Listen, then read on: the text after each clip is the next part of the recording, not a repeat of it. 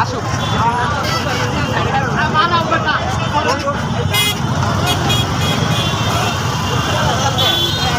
বেটা খাড়ো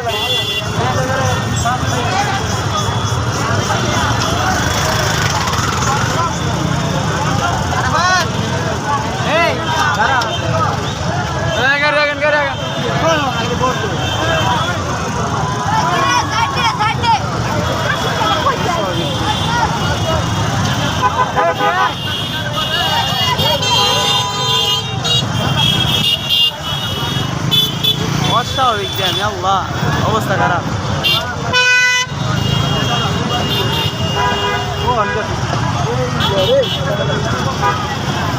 আজকে ঈদ উল ফিতর উপলক্ষে মানে বালিপাড়া শেষ আসছিলাম করতে একটু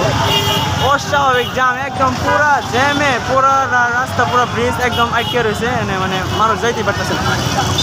ওই যে পুরাটা একেবারে জ্যাম লাগে রয়েছে প্রায় 1 কিলোমিটার রাস্তা ধরে জ্যাম